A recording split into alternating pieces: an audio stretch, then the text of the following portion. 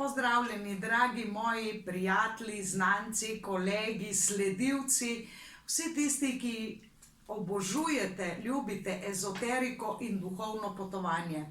Z vami sem Aleksandra Winkler-Drole, karmična diagnostičarka in učiteljica akaških zapisov.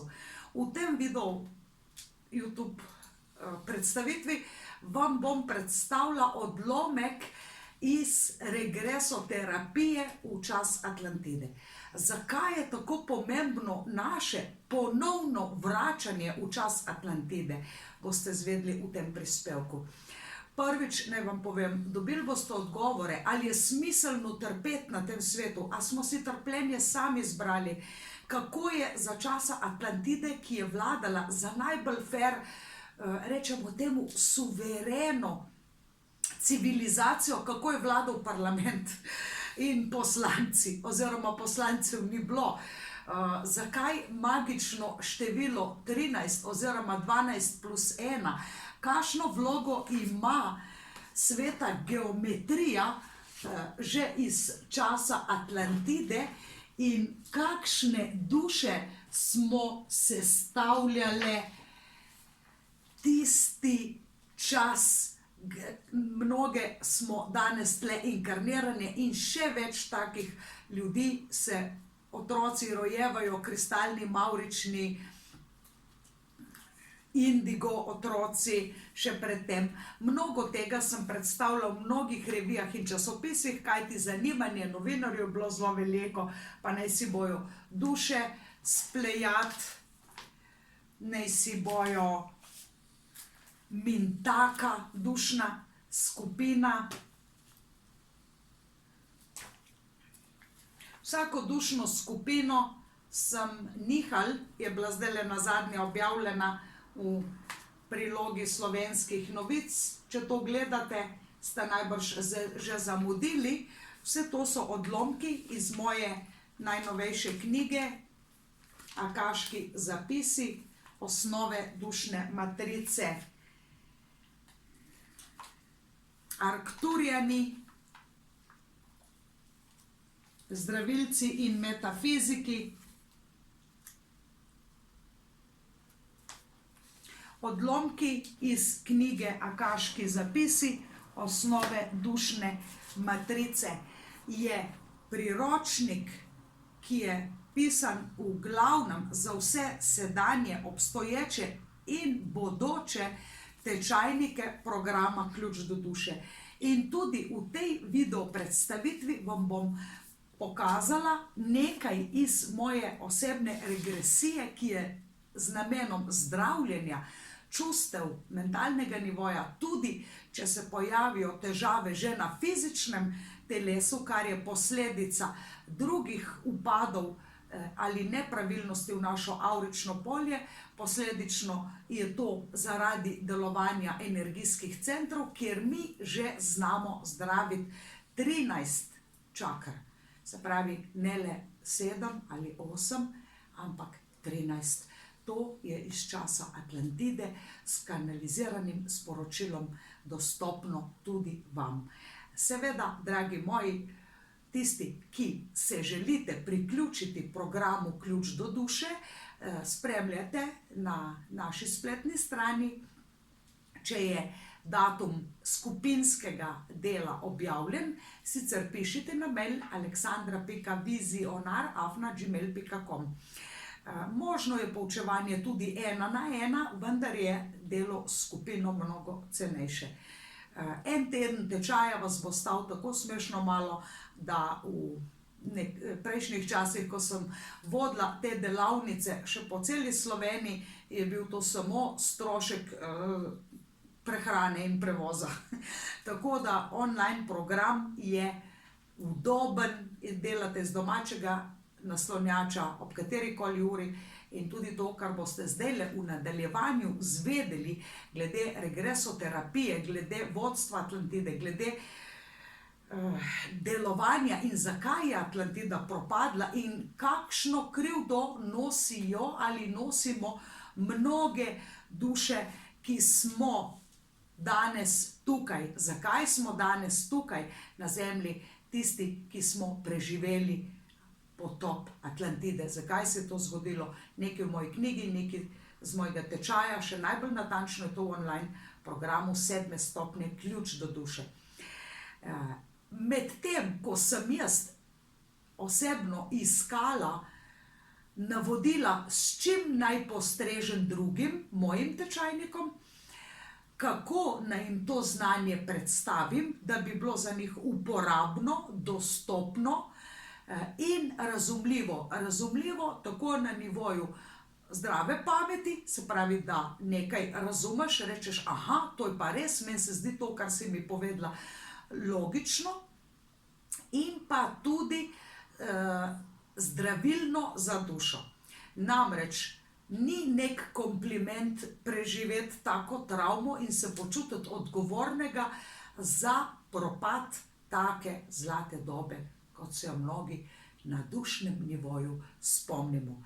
In ko sem pripravljala program regresoterapije, se je kot stranski produkt, tudi na ta način v regresiji, sem zbirala kristale, ki so več milijonov let čakali name in še čakajo, pa ne bojo več dolgo, preživeli nas bojo, ja. In kakšne informacije hranijo in kako nam lahko pomagajo, se pravi, treba je, da znati delati z njimi, tako kot s hrano. Ni dovolj, da hrano samo kupaš in jo vržeš v lonec, treba je vedeti, kako pripraviti hrano in tudi kaj kupiti za koga. Se pravi, ni vseeno, če si najstnik, če si odrasel, če si fizičen delavec, pisarniška delavka. In tako tudi kristali niso vsi za vsakega.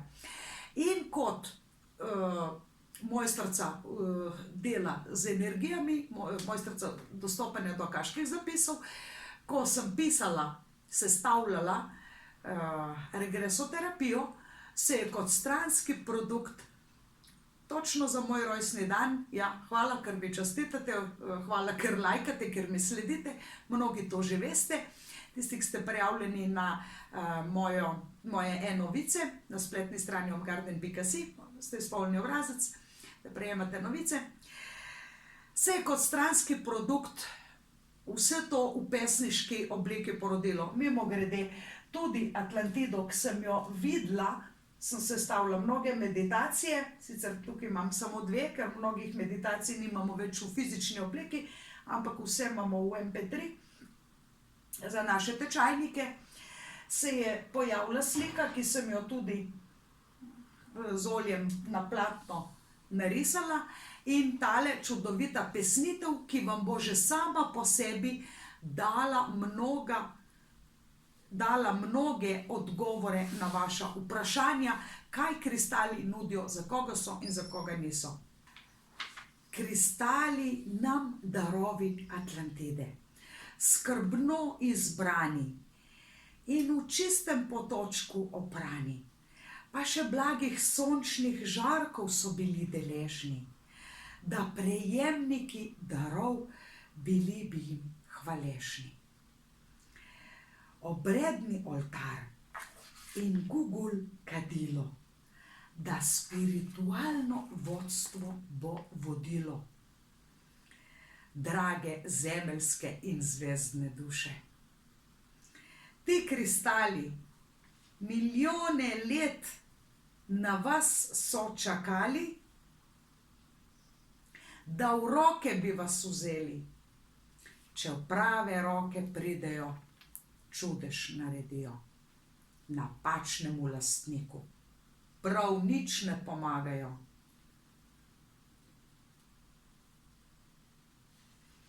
Bi rad, da rešijo ti vse probleme, če sanjač si, vprašaj mene.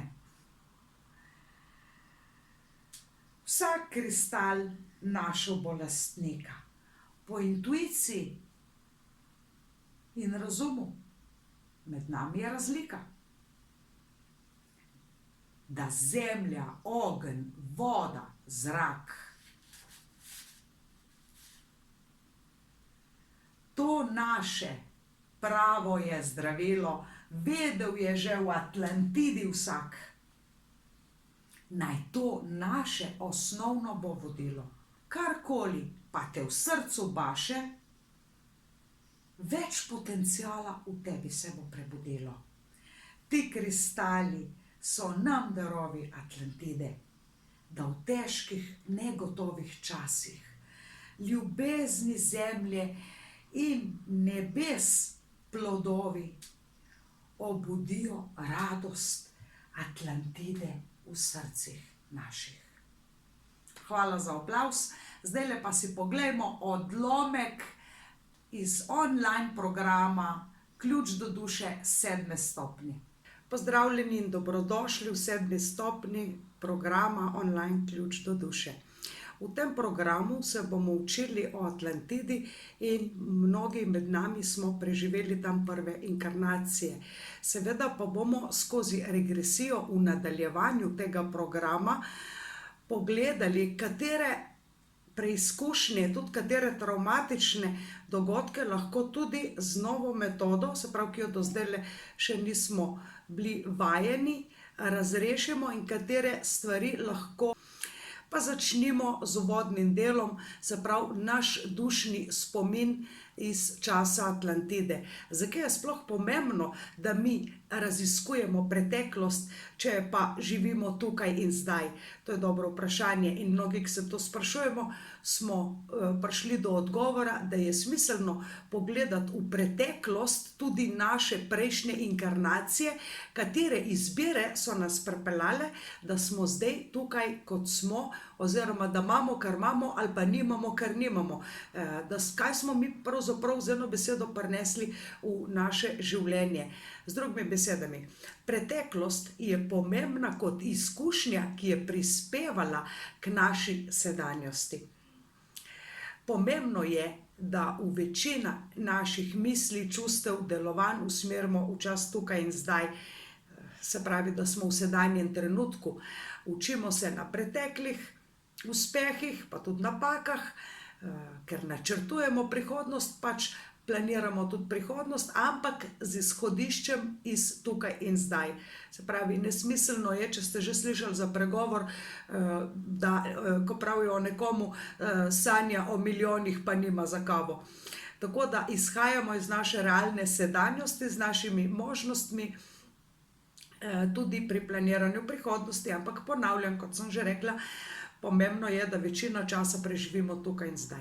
Mnogo ljudi, ki sem jih srečala preko terapevtske prakse, tudi regresoterapije, so bili del mojega življenja, prijatelji, sorodniki, nosijo krivdo, ki pravimo neupravičena karma. Ta primer sem večkrat povedala, tudi primer Ivan Cankar, skodelica kave, kako se je konstantno počutil krivega, ki je zavrnil kavo, za katero je njegova mama tako prosjačila. Se pravi, to je neupravičena karma, ki otežuje, deluje kot nek nahrbtnik, kot neko breme v sedanjosti tukaj in zdaj. In to breme smo si nabrali tudi v prejšnjih življenjih, celo v času Atlantide. Zakaj, boste izvedeli v nadaljevanju.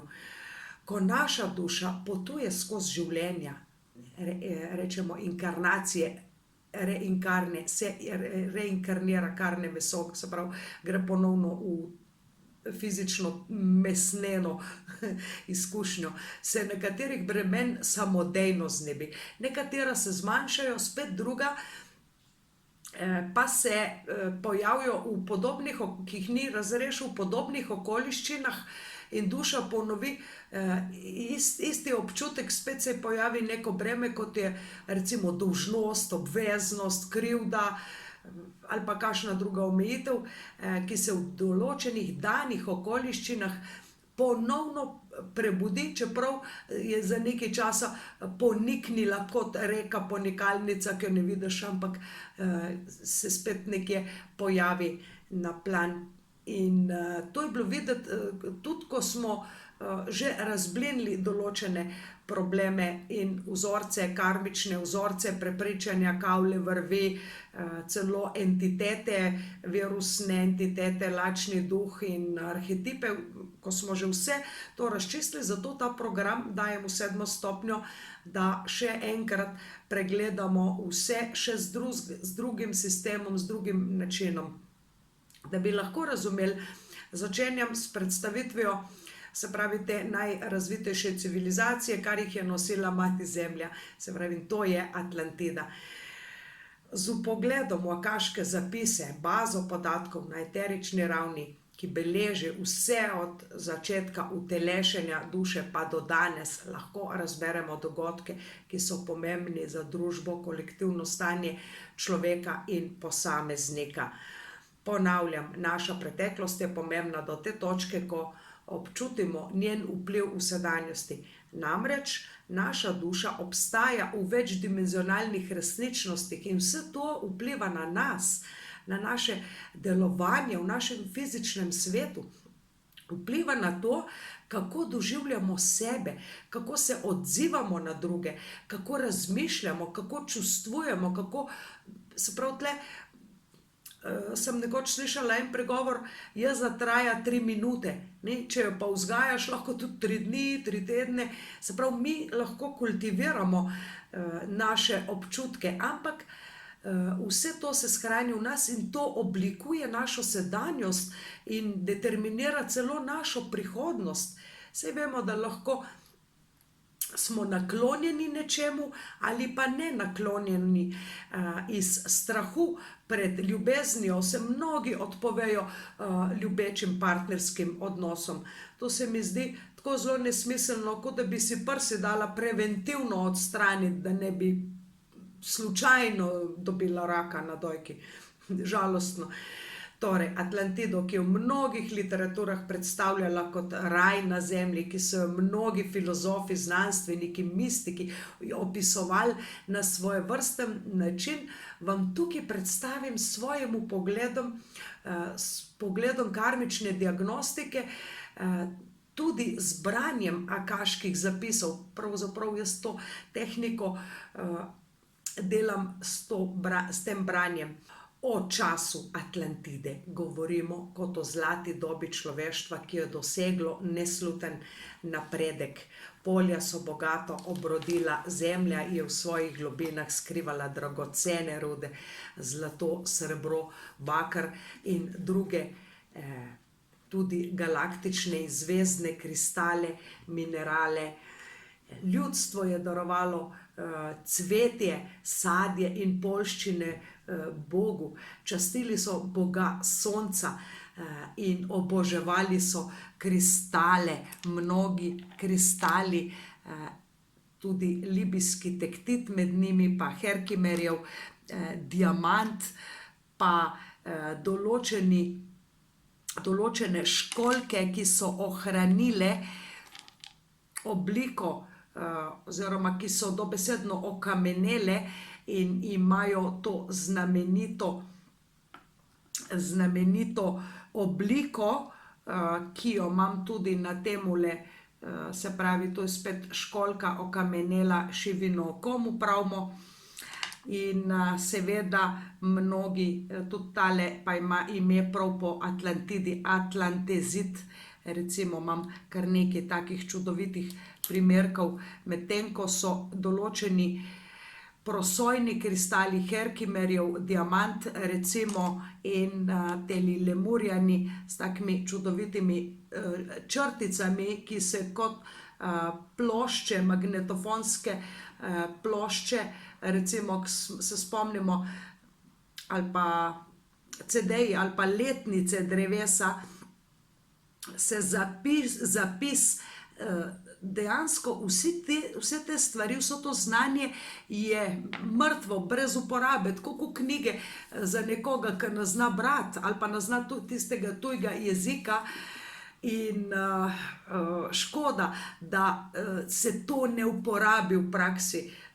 Sicer knjige, literature, znanje so koristni samo do tiste mere, kolikor jih uporabimo. In v glavnem v tej knjigi, kot ste že mnogi prebrali, sem opisovala Atlantido skozi svoj vidik, skozi svoje doživljanje.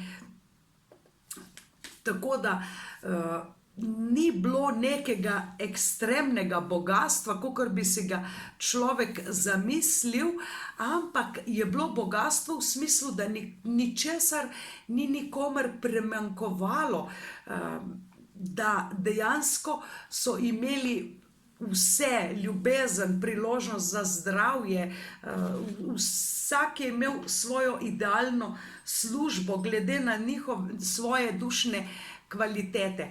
In se pravi, častili so Boga sonca. Pozdravljeni. Nadaljujemo tam, ker smo ostali v prvem uvodnem videu, in v tem videu vam bom predstavila vodstvo Atlantide malo bolj natančno. Se pravi, rekli smo, da je Atlantida izgubila svoj temelj in namen te razvite civilizacije je začel razpadati. Zlata doba in z njo se je zrušilo tudi veliko kraljestvo. Ugotovili smo zakaj, zdaj pa poglejmo, zakaj smo mi tle na zemlji, mi, naše duše, jaz, ti, vsi mi. Danes je na zemlji inkarniranih ogromno duš, ki smo prišle obnoviti to veliko kraljestvo. Na dušni ravni se spomnimo življenja na Atlantidi in tudi mnogih drugih življenj, v katerih smo bili blagoslovljeni z rojstvom v nekih privilegiranih družinah. Vendar smo v veliko inkarnacijah živeli nad ljudmi, namesto z ljudmi. Življenje privilegirancev in vodij na visokih položajih nam je omogočila rojstna pravica. Temu lahko rečemo tudi dobra karma. Naša življenja so bila lahkotna, že od rojstva smo bili preskrbljeni z vsem, kar smo potrebovali. Če ste morda sebe prepoznali ali pa to začutili, ste bili lahko v enem izmed mnogih življenj ali pa v mnogih življenjih kralj, kraljica, princ, princeska.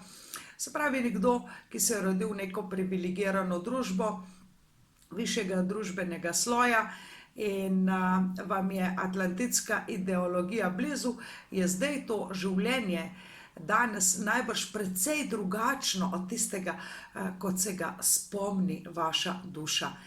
Del zdravljenja atlantidske karme tiči v spreminjanju se paradigem moči biti nad ljudmi, v primeru z ljudstvom. Se pravi, da je moč porazdeljena med ljudstvo in da nisi z močjo nad ljudmi.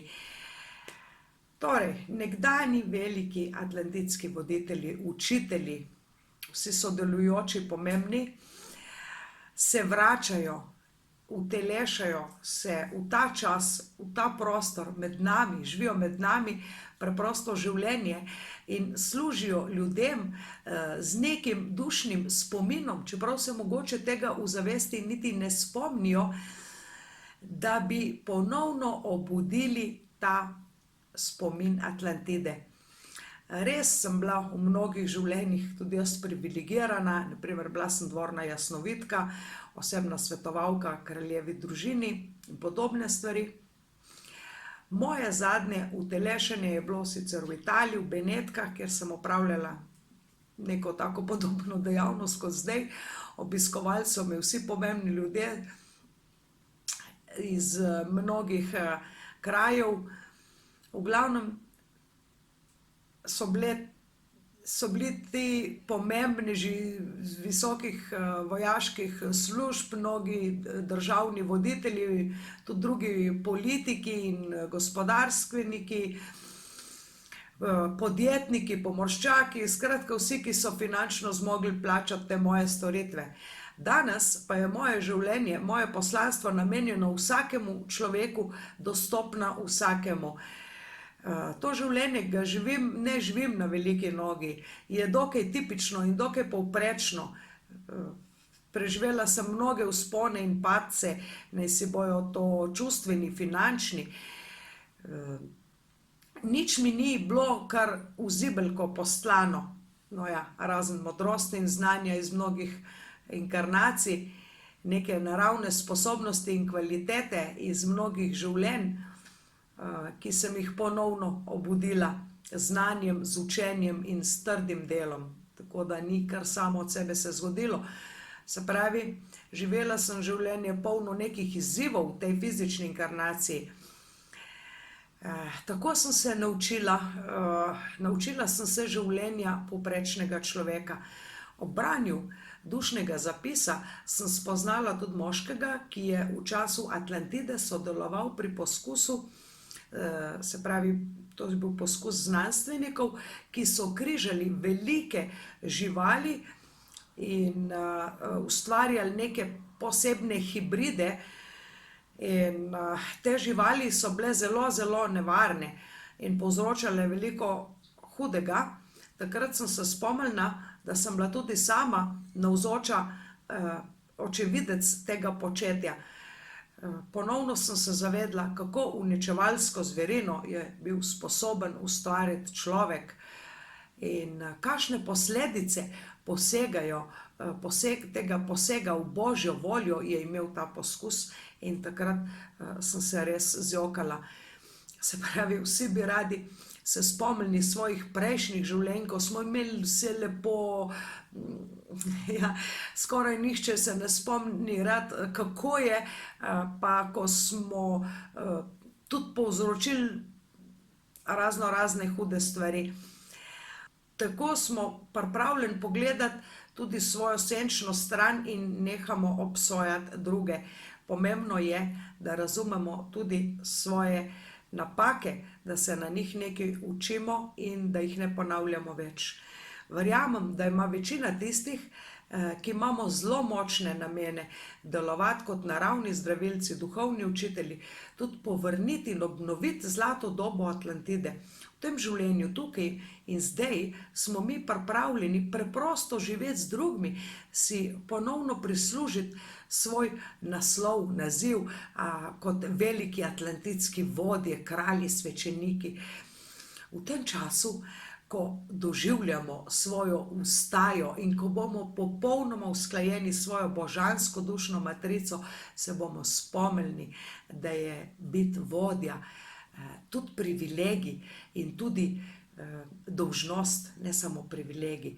Spomnili se bomo, da so naša modrost, znanje in vsi viri povezave bili vedno namenjeni le služenju v višje dobro in da lahko le tako vrnemo ravnotežje tistemu, kar je bilo ustvarjeno z zlorabo moči nad Atlantidom in njenimi prebivalci. Veliki atlantidski kralji in kraljice. In veliki atlantidski kralji in kraljice so bili zelo razvite duše. Prav to so bile duše, ki jih opisujem kot modre duše, duše z drugih galaksij, z drugih ozvezdij, in so se ponudile kot služabniki, pomočniki, vendar ne v smislu hlapčevanja, temveč za služenje in podporo atlantidski skupnosti. To so bile starejše modre duše, ki so imele veliko izkušenj tudi z zagonom in organiziranjem številnih novih civilizacij v kozmosu, ki so temeljile na 7 duhovnih zakonih, ki sem jih v prvem delu opisala. Lahko bi jih opisala tudi kot nekakšne velike boginje, bogove, polbogove, ki živijo sicer bolj v mitoloških zgodbah in starih zapisih. Za ta superiorna bitja je značilno, da jih z umetnostjo, magijo, z veseljem navduhuje ustvarjanje skozi um in srce. Poučevali so, kako manifestirati s srcem, kako ustvariti osredotočen namen. Pomagali so nam živeti v izkušnjah 5 čutil in hkrati občutiti veselje do fizičnega življenja v fizičnem telesu. Prebivalci atlantidske kraljevine so bili mojstri, učitelji umetnosti kuhanja, sajenja žit, spravljanja poljščin in sadežev, izdelave nakita iz dragih kamnov, mojstri poslikave svile, se pravi tudi barvanja volne, mojstri gradbeništva in mojstri vsega kreativnega in uporabnega hkrati. Tot, Izida, Afrodita, Hera, Apolon, Zeus, Pozidon in mnogi drugi, danes imenovani kot bogovi ali pa polbogovi, jaz jih bolj imenujem kot vnebovzeti mojstri, so bili takrat v vlogah kraljev in kraljic, ki so v skupnost prispevali veliko darov služenja in znanja. Mnogi med nami danes smo samo en vidik, samo en žarek teh velikih mojstrov, bogov. Mi prihajamo iz njihove dušne družine, iz družine, ki te darove prenašamo lahko na druge. Dušne družine še danes nosijo enake darove, kot so jih takrat v času Atlantide. Če se z njimi povezujemo, jih čutimo kot vodnike in lahko bolje razvijemo del sebe, bolje razvijemo vidik določene kvalitete svoje duše. Ko napredujemo v zavesti in delovanju srcem, živimo svojo globljo resnico in pristnost in zmoremo slediti tistemu prvinskemu, tihemu glasu v sebi, ki nas spodbuja, da utelešamo več in več svoje božanskosti in več svetlobe višjega jaza. Ko se znamo in zmoremo premakniti iz tridimenzionalnega obstoja, to je naše fizično, realno življenje, ker vladata tudi boj za preživetje in bitka za moč, v čarobni svet 5. dimenzije in više, občutimo čarovnijo manifestacije in ustvarjamo popolnoma z zaupanjem v Kreatorja, ker lahko maksimalno izrazimo vse svoje dušne darove, po katerih hrepeni naše srce. Pomembno je, da temu notranjemu glasu zaupamo. Veliki atlantidski kralji in kraljice tudi danes živijo med nami. Ne boste jih prepoznali po kroni na glavi, verjetno se niso rodili kar z neko slavo, močjo, z nekimi nadnaravnimi sposobnostmi. Mogoče živijo sicer povprečno življenje, lahko tudi v višjih slojih, niti ne v nekem posebnem razkošju in lagodju, lahko celo prav nasprotno. Mnogi se prebijajo skozi težke, mučne preizkušnje in doživljajo neke nekraljevske izkušnje. Odločili so se, ali pa smo se, da bomo hodili med ljudmi, da jim bomo služili in smo del te družbe, del skupnosti, ki služimo, nikakor pa nismo nad ljudmi. Namreč ni boljšega načina za učenje sočutja in razumevanja človeka, njegove celote, kot od blizu čutiti trpljenje, radost tistega, ki mu služiš.